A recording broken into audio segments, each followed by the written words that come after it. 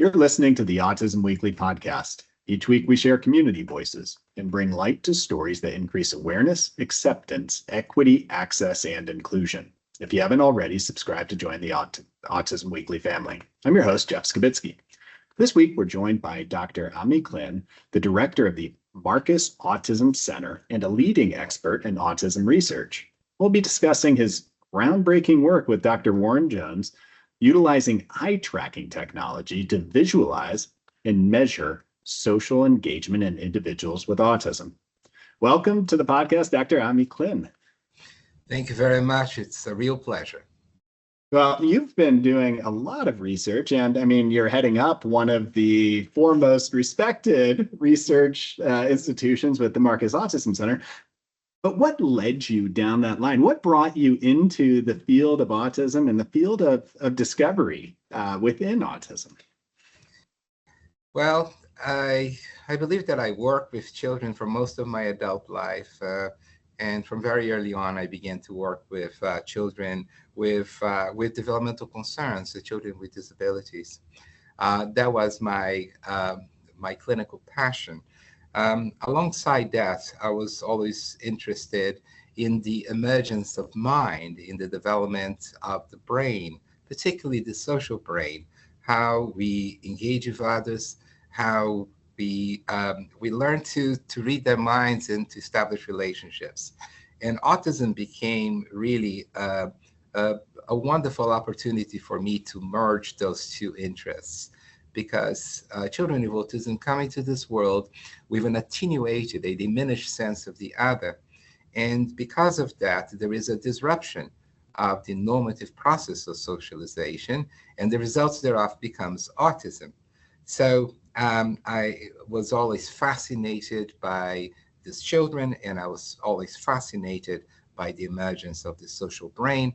And in a way, autism gave me an opportunity to try and make a contribution, hopefully, to both sides of the equation. Well, it sounds like you're already doing that and well on your way for more, but where did the emergence of technology come in? Because a lot of what you're describing right now seems like, I guess the biophysical, the way the neurological components are working, but this next chapter seems like it's very technologically advanced for this field. Well, technology is a tool. Our very best ideas for our research comes really from our playrooms, come from our attempt to understand children and in order to be support to them and to their families.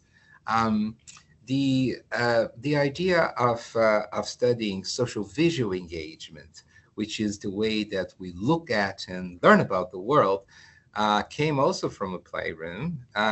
I remember well, this little girl, she was only 15 months of age.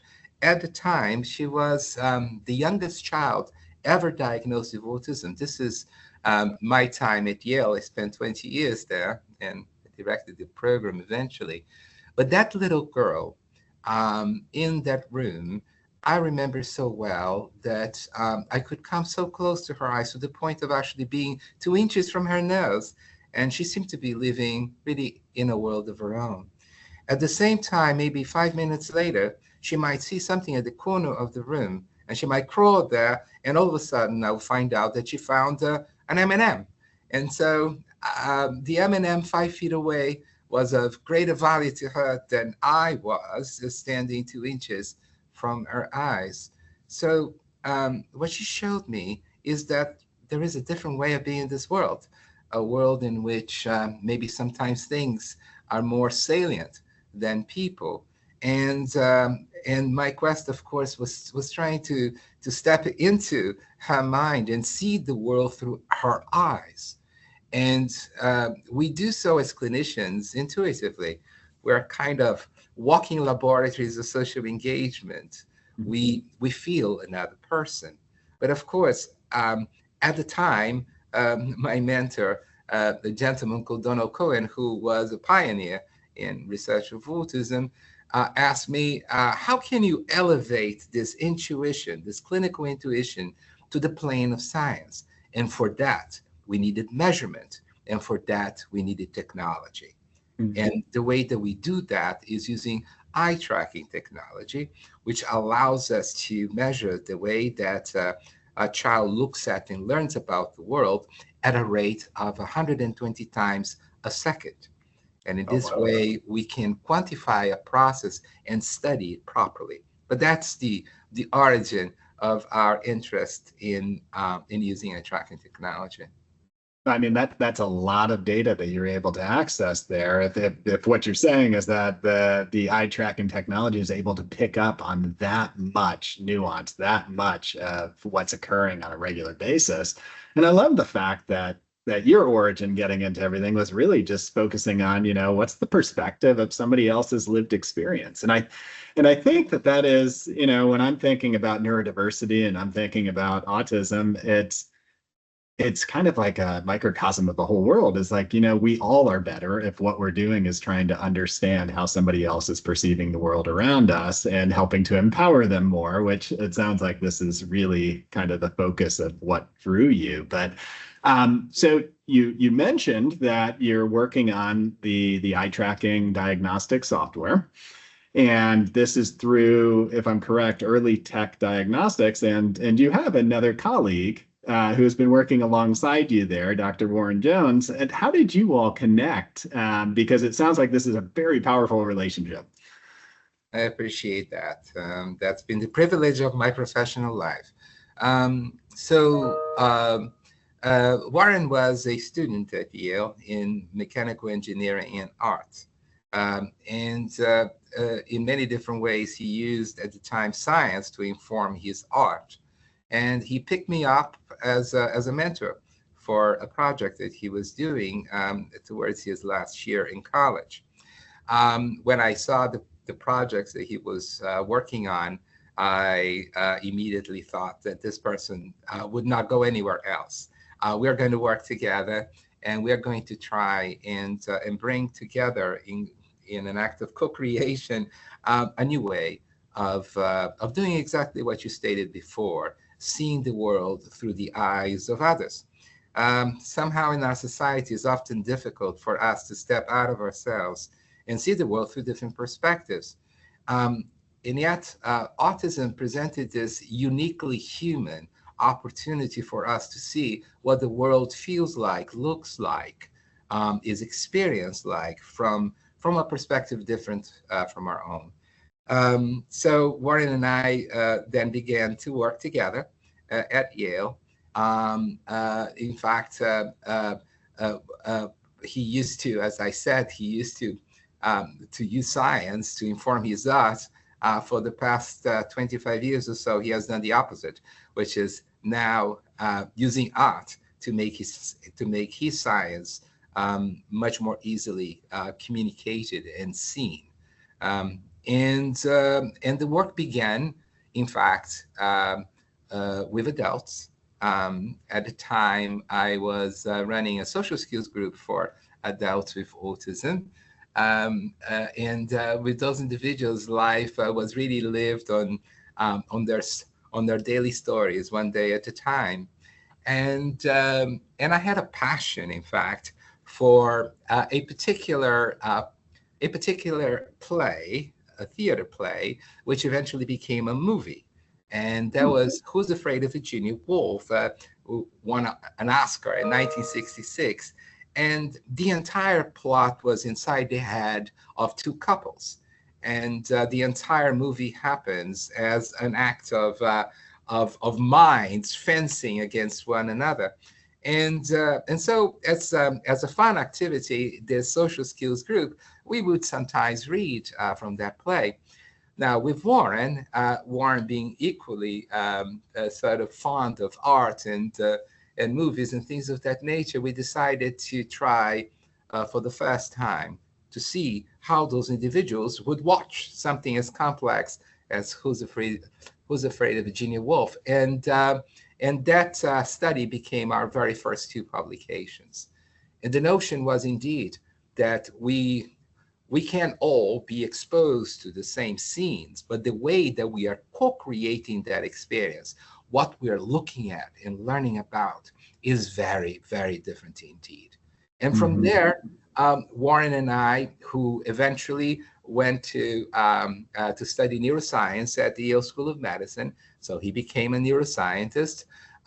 We start doing more and more studies and getting more and more research grants, and eventually became apparent to us that the work that we were doing, and particularly the work that Warren had so beautifully invented, which was how do we quantify that from a math standpoint?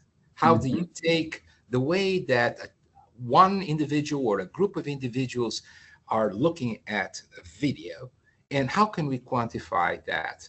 When those solutions became apparent, and those things were really showing some light, not only on the adults, but then the school-age children, all the way to babies. We realized that maybe we have some science that we can leverage for the purpose of addressing a major public health challenge. And at the time, we're both still at Yale. There was this major frustration with the fact that we might at Yale see individuals from other parts of the world that would come to Yale for, say, for diagnostics, but we wouldn't see children who were only 2 blocks away from inner city New Haven. We really found out that access to diagnostic services is extremely limited, and it generates major healthcare disparities for minority, low-income, and rural families. So we have to find a way of turning this clinical service diagnostics, which is something that is required for a child to have access to eligibility for treatment and then to receive treatment. We had to democratize this process. We had to create something that might be a proxy for somebody like me, an expert clinician who takes 10 hours to evaluate a child. Well, there are not many expert clinicians in this country, and those evaluations are extremely expensive. So how could we leverage the science to create a tool that would accomplish high-quality diagnostic services in a standardized, objective, quantitative, but most importantly, community-viable fashion? So when that happened, we realized that we were on a path to try and develop a device, something that could be deployed anywhere, and something that would greatly increase access to those services. So that's the path that we set to ourselves. And then 14, 15 years later, here we are. We have that tool. Well, I mean, it sounds like you start from art, move into science, straight into mathematics, and then you're looking at being able to kind of figure out some social programming for us as a society to start implementing to tackle some of the real life problems. But as you went through this, I mean, you mentioned earlier data. You mentioned that, you know, we have a lack of clinicians that are available out there. You're talking about that gap between, you know, where you can really start to make a difference in somebody's lives now being prolonged because they're on wait lists. They're waiting for treatment. But also is that you're taking what has historically been a relatively subjective diagnosis, and you're starting to put some objective parameters around it with the data sets that you're capturing. So when you're looking at all these pieces coming together, would it be safe to assume that, I mean, we're not only looking at access to care and efficiency, but we're also looking at maybe changing the landscape of how we diagnose and looking at it more from objective viewpoints? Yes. I know that you have parents who watch this podcast. So let me say a few sentences so that I can then, in a way, contextualize my answer to your second question. Right now, only 1 in 5 children with autism in this country is diagnosed before the age of 3 years. Many, many, many years of science have shown us that were we to be able to identify, diagnose, and intervene in the lives of individuals with autism, we have an opportunity to optimize their outcomes for their lives.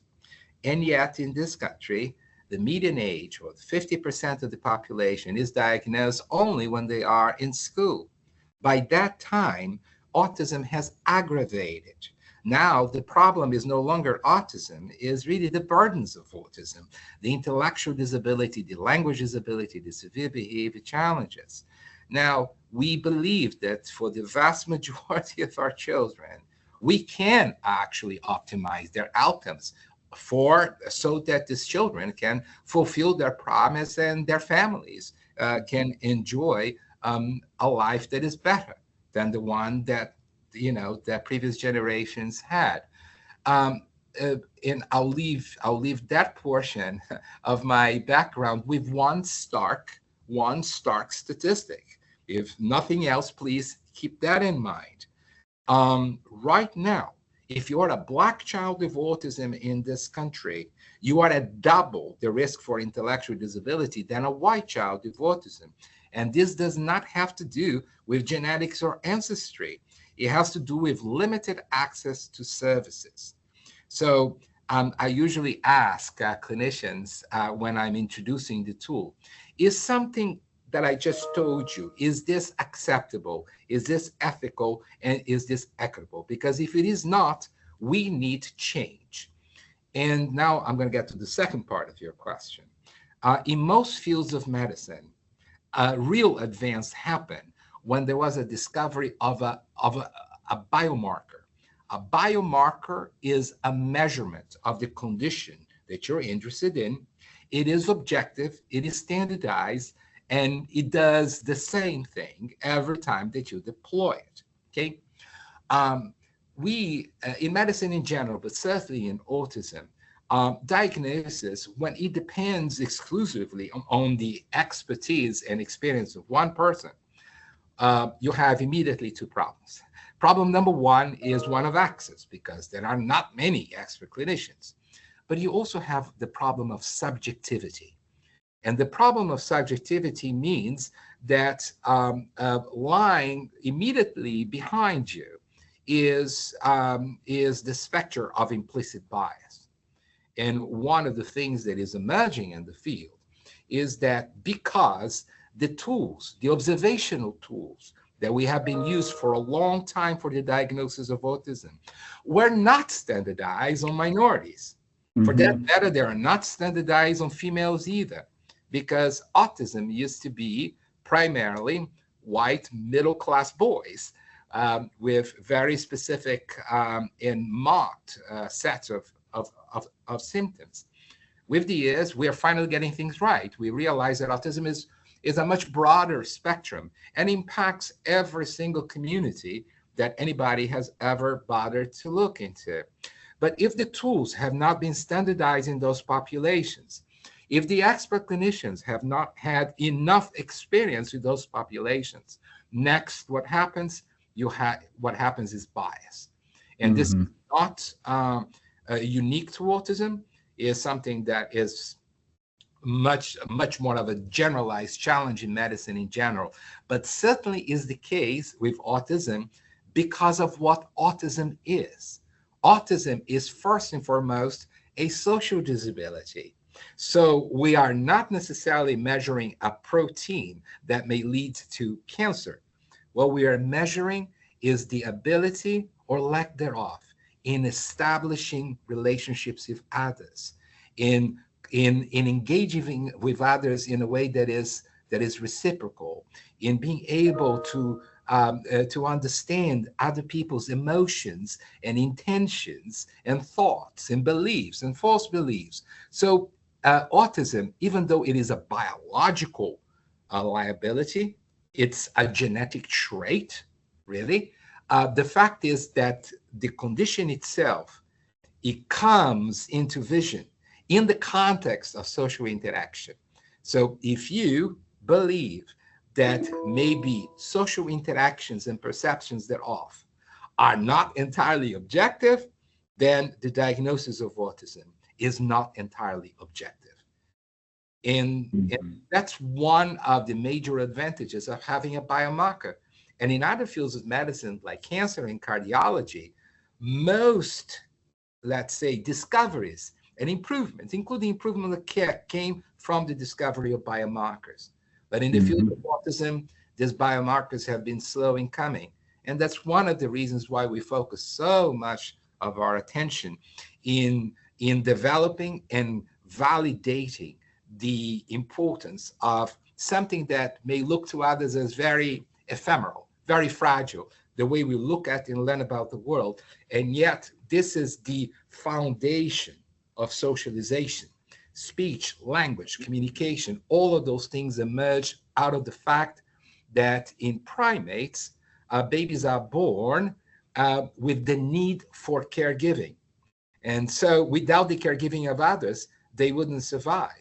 And Mother Nature basically co-opted that survival context to put in everything that is needed for babies to acquire a mind and the ability to communicate reciprocally with others. And autism represents the disruption of that process.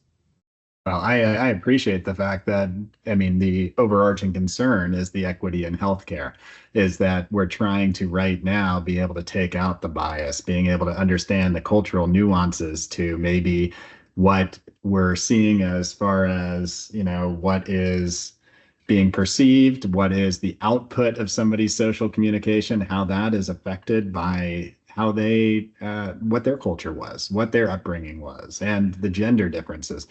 And I think the tool that you all are creating and the way that it's being processed helps to kind of mediate some of that. But how does the eye tracking diagnostic software, how does it even work? I mean, what is the premise behind it? What is how does that start to give us more information? Social interaction from the time that we are days and weeks of life all the way to the time that we're buried, is something that happens very, very quickly. We call this intuition. We have a feeling for others.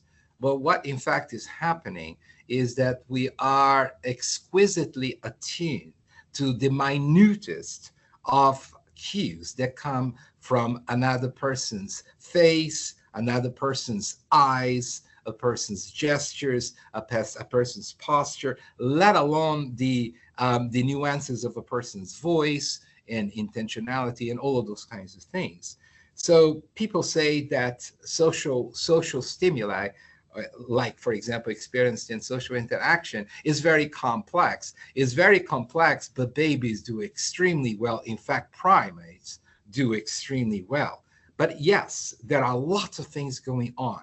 So in the life of, say, a little toddler, okay, as the toddler is exposed to two other toddlers, say, interacting in front of them, like in a daycare, there are moment by moment hot spots of socialization. These are specific things that are happening at a particular spot at a particular time that are critical for social learning. So these hot spots of socialization, they are what we call not only forces of enculturation, that are opportunities for social learning, okay? 80%, typically developing toddlers will watch these complex scenes of social interaction. 80% of the time, they're going to be looking at the same place at the same time. Now you have toddlers with autism watching the same scenes. And what you have is that there are hundreds, in fact, thousands of moment by moment divergences, meaning they are looking at different places at different times. So they are not, in a way, part of this enculturation, entrainment force that happens, that is part of our biology. So imagine that in our device procedure, for example, 10 to 12 minutes of video watching, these children are diverging. They are missing literally thousands of opportunities of social learning. Now, they are not missing those thousands of opportunities of social learning in our experiment only. This is the way they're living life. And so in the first 2 to 3 years of life, there is an accrual of hundreds and hundreds, if not millions, of missed opportunities of social learning. That is autism. So the reason why this device works is because as a clinician, I may observe a child a few times over, over the course of a play session, say for lasting 40, 50 minutes. I may observe a few opportunities of whether or not the child looked at my eyes, or when I pointed somewhere, if the child followed. All of those are particular skills that are key for the acquisition of speech language communication. But as a human being, I'm able to only observe a few of those. But with this technology, we're measuring 120 times a second those phenomena. So you end up with this enormous quantification that you obtain very quickly in a few minutes of video watching. And the reason why it has worked so well diagnostically is because our kids, the kids with autism, are diverging so many times that we could mine these thousands of divergencies to actually proxy the diagnosis given by an expert clinician after completion of a, say, 6 to 10 hour evaluation. So that's the power. That's the power of that science. Now, we were able to go further, because if I'm a clinician and I want to create a program of treatment for a child, that child needs more than just a diagnosis, because autism is a very large spectrum. So we also wanted to create indices or severity indices of a child's level of autism and the child's level of verbal and nonverbal learning. With those indices, I can create a profile that will allow me to make a decision. What is the treatment that this child needs, the modality of treatment, and the intensity of treatment? And that's what the device currently does. The procedure is basically, say, a toddler watching movies up to 10 to 12 minutes. And 10 to 15 minutes later, a clinical report is issued to a secure portal that the clinician can access. And in that report, you have a diagnostic classifier. Does the child have autism or does not? But also a measure of their autism, how severe it is, and their verbal and nonverbal ability. So that's the functionality that we're looking for, so that we could provide somebody working with that child with as much information as one could within a very short period of time. So you definitely have piqued my interest now, because as you were describing that, my original thoughts were, what's the sensitivity of the tool? Are you able to actually get the levels based off the DSM criterion? But you opened up a brand new door here of the verbal and nonverbal components of learning. So how does that work? I mean, how is it that through eye tracking, you're able to pull off that much information to be able to give the guidance on those sorts of treatment recommendations? Yeah, so there are 3 severity indices: social disability, verbal ability, and nonverbal ability. How do you measure something without measuring it directly? People are not fully aware, but in medicine, you have a lot of tools that do exactly that. For example, the oximeter, that gives you level of oxygen in your bloodstream and your pulse. That little thing that you put in your finger do neither. What it does is that collects information that allows you to do some transformations and generate data that is entirely reliable in producing those 2 measures. In science, in the science of the mind and science of the brain, we have something very similar. So how do we measure verbal and nonverbal? Well, what happens is this. I mentioned to you that the foundation of the acquisition of speech and language and communication is reciprocal social interaction, okay? So underneath what you hear and what you see is the way that we engage with others reciprocally. That's the developmental science piece, okay? But it is also the case that the way that you interact with others, or for that matter, that you watch a scene of others interacting, that the way that you see that video reflects the capacities that you already have. And so in many different ways, I basically, I measure in the way that a child is not only responding to something that is happening in front of them, but is already predicting what is the right behavior given what they just observed. So what we do, and this is a sort of a short, general, sort of overarching answer to your question, is that the way that we watch the world around us reflect both our abilities, our verbal ability, the way that where we are in language acquisition, but also our non-verbal abilities, the way that we kind of solve puzzles in the world, because the more we know, the faster we get to certain places, and all of that is reflected in our eyes, in the way that we see the world. The eyes are not only the window to the soul, they are the window to social neuroscience, to the social brain. That's the overarching response.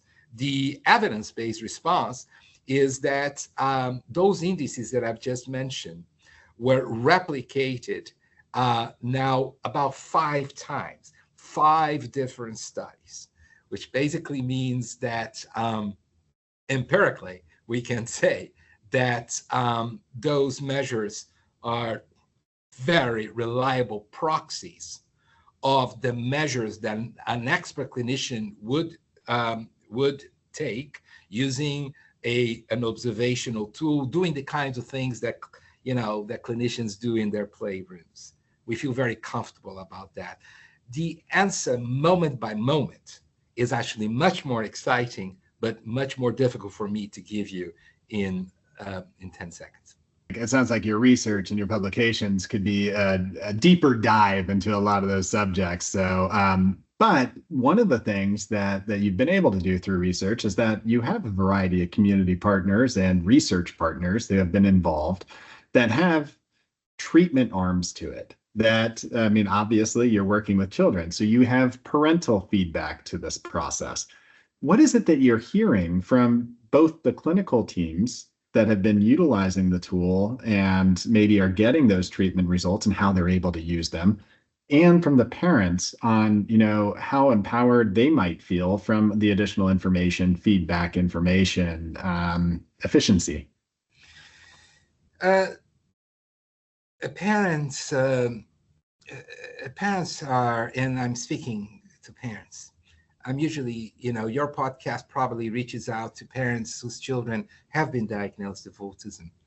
But there is a very large group of parents out there that are voiceless. In the state of Georgia alone, and it's the same thing universally, there are every year about 3,500 toddlers who were screened positive for autism by their pediatricians, who use a paper and pencil screen.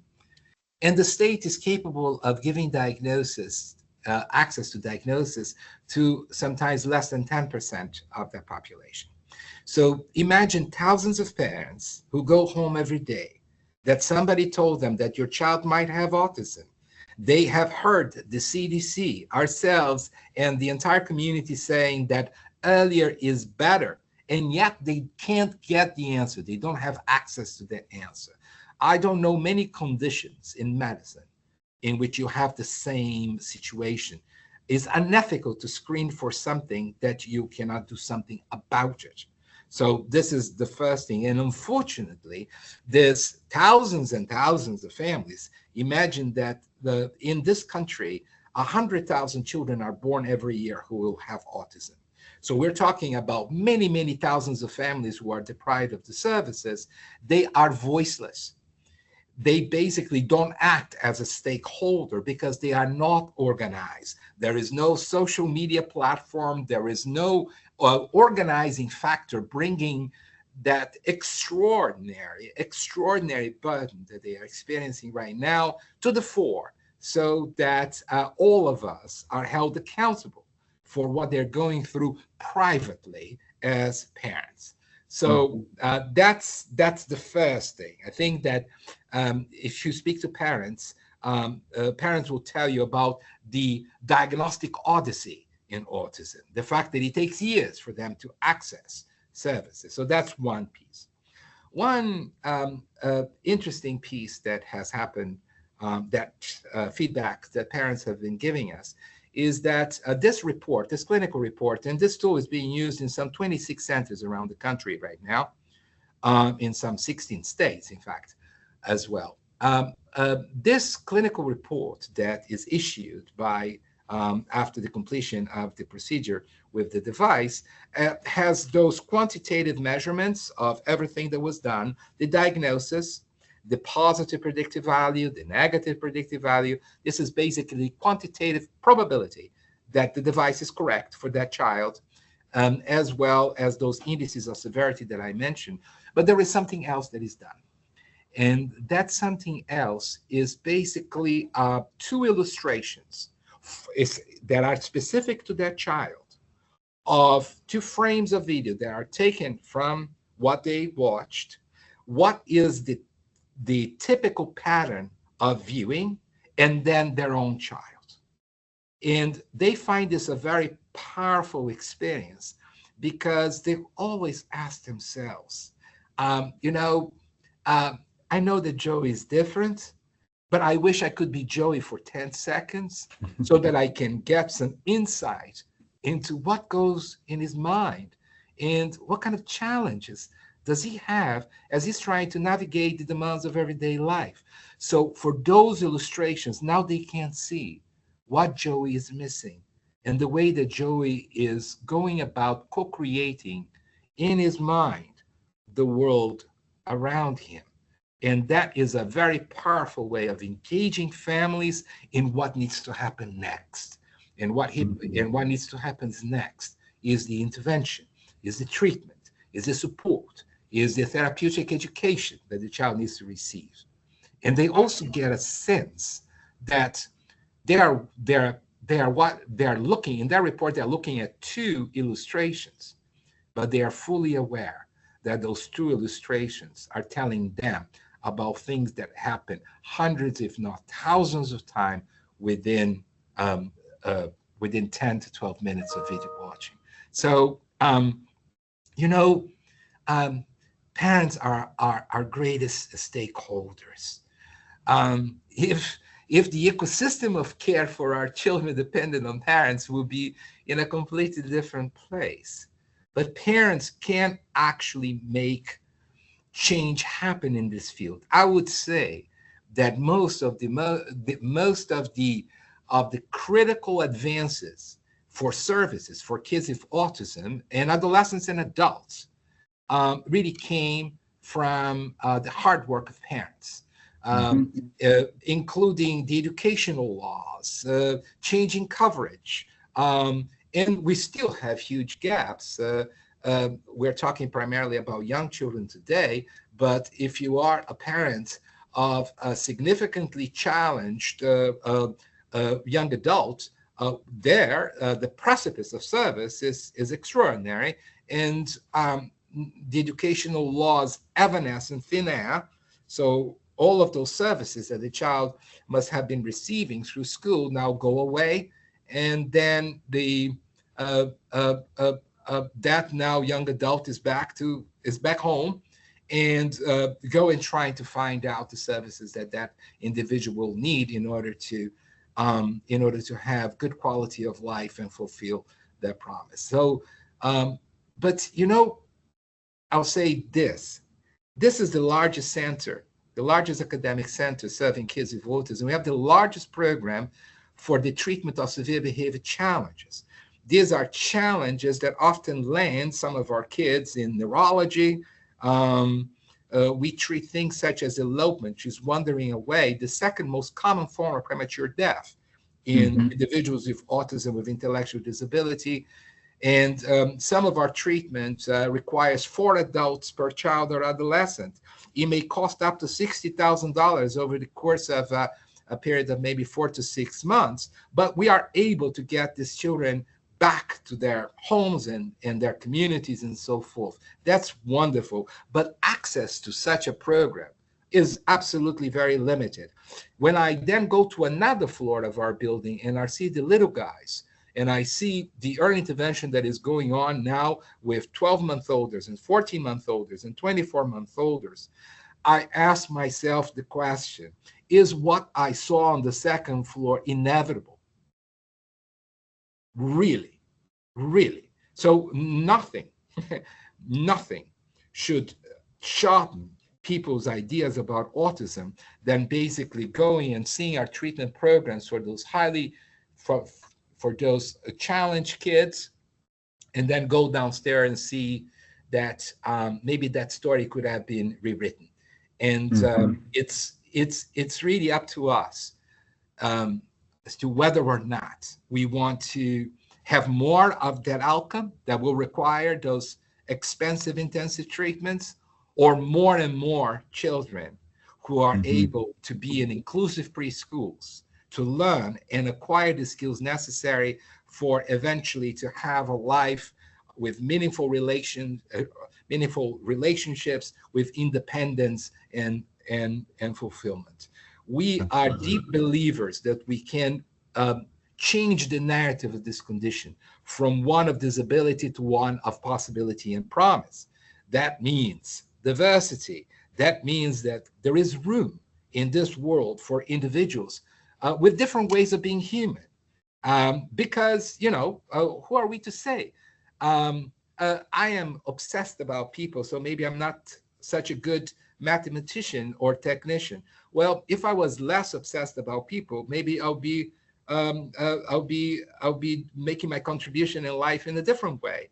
Well, those individuals with autism have a different way of being in this world, and were we to be able to provide them with the resources, or to afford them the resources they need in order to find the best of themselves, I feel that this world will be a better one.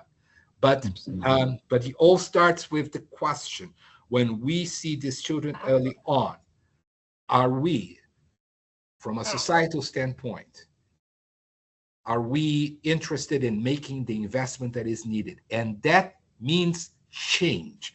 Doing the same over and over ain't gonna change anything. And you asked me even before we began to record this, what is this journey like?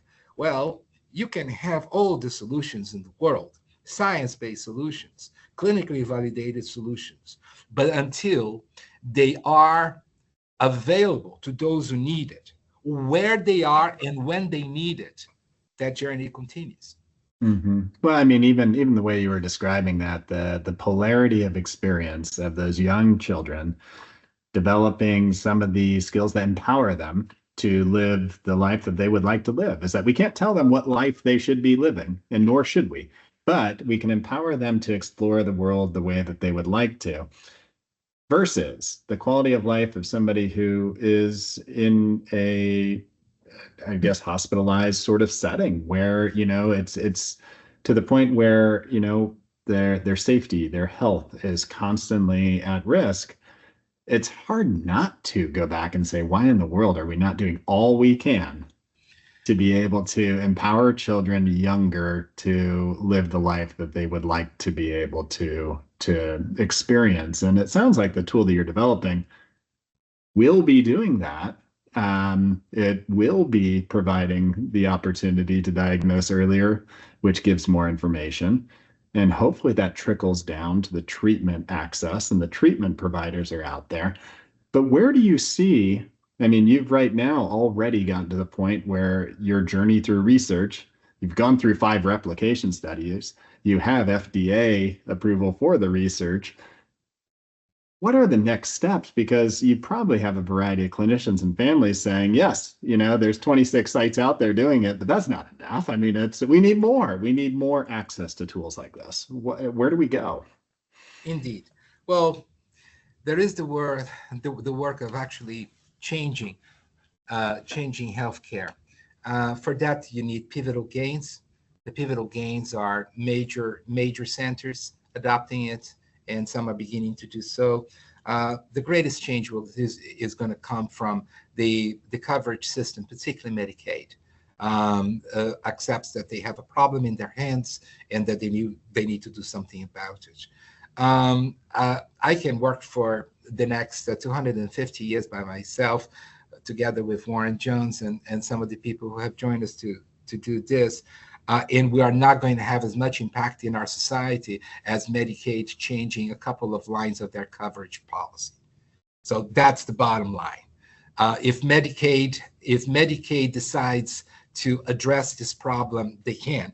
And with Medicaid comes all of the other insurance companies that look to Medicaid for best practices in this field. So that's the not so interesting and yet crucial aspect of this work. From a scientific and clinical standpoint, the next steps are clear to us. And there are several clinical trials underway, and we probably should be seeing this work completed within the next year or so. Number one, Warren and I prioritize very young age, 16 to 30 months, because of the promise of early intervention. And by the way, we already have community viable treatments. We already do. So that's not an excuse. And we have a federal mandate as well to provide those community viable treatments. So that's not an excuse. But we prioritize that, even though, of course, that's the most difficult part of our work, because young children are still growing up. A two-year-old, say, a two-year-old with autism looks very different than a 16-year-old with autism. But we tackle this more difficult piece because of the promise that early intervention affords us all. But the fact is that 4 in every 5 children in this country is still being diagnosed at a later age. So one of the trials was an age extension, going from 16 months to all the way to 7 years, so that we can make this available for all the children. Then there is another little challenge in the world that we live in. It's that a lot of our kids who do receive treatment, they may have treatment for a period of time, but nobody is necessarily monitoring if the child is benefiting from that treatment, if there are adjustments that need to be made. There are no cost-effective ways, objective ways, of measuring what we called treatment response. You had this, because we don't have that, there are a million things that unfortunately happen. People don't conduct many clinical trials of new drugs because you don't have a quantitative way of measuring response. You need very large trials. It's too expensive. People don't invest. But for our children, okay, clinically, they often receive treatment for which there is no measurement, or the measurements are quite subjective, or they cannot be standardized. So you cannot compare, for example, the needs of one child relative to the needs of another child. And if I'm an insurance provider, I should know if Billy needs more or less than Joey, if we're talking about tens and tens of thousands of dollars. So we don't have that. So 2 of the trials focus on the same science and technology as a biomarker for treatment response, change over time. One of them focusing on the young children, 16 to 30 months, and the second one from 30 months to 7 years. So this is one piece of the work. And then there is another. The other one is that I've been talking about diagnosis and treatment. I haven't talked quite as yet about something that comes upstream. And what happens upstream? According to the American Academy of Pediatrics, pediatricians, the medical home for every child in this country, needs to screen children for autism at the age of 18 and 24 months. Unfortunately, the paper and pencil screeners that they currently use misses more children than he identifies. Misses more children than they identify. What does that mean? It means that now we haven't identified these children, and they will grow old with their autism, and they're going to be diagnosed only later on in life. In other words, we need to empower primary care pediatricians with better tools for screening children, because that's the beginning of that odyssey.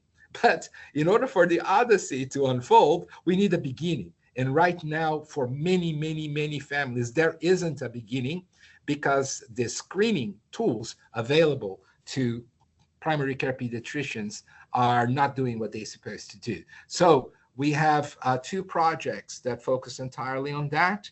It's for the same tool called Early Point for population-based screening of children ages 18 to 24 months, because those are the ages of the well child visits that the primary care physician needs to screen them for autism. But NIH had a competition a couple of years ago in which they wanted to push us further. They wanted something that would be that would work for children under the age of 12 months. So one of our NIH-funded projects is this. It's called First Focus, and Warren leads, of course, this and most of these other projects that I've mentioned to you before. But we built two vans with the device inside, and those vans, they go to primary care pediatricians' offices. They park outside the office, and as soon as the infant completes the 9-month well child visit, they jump into, well, they don't really jump. Their caregivers usually bring them into the van. They complete the procedure, and we follow those children all the way through the age of 3 years. So the results that we're getting so far have been extremely encouraging. So we should look at on the horizon at the possibility that we might actually identify autism and/or developmental concerns at the young age of 9 months. And that's amazing. So that is possible. And then we're going to have to find out, what do we do about it? Well, I mean, I hope we can get there. That would be a game changer. And just the fact that right now is that you're looking at being able to enhance screening tools and provide earlier and earlier knowledge. And for those that have missed, now there's an option that you all are looking at to be able to kind of say, you know, those gap years, we missed you early, but we're going to continue to build on the tool.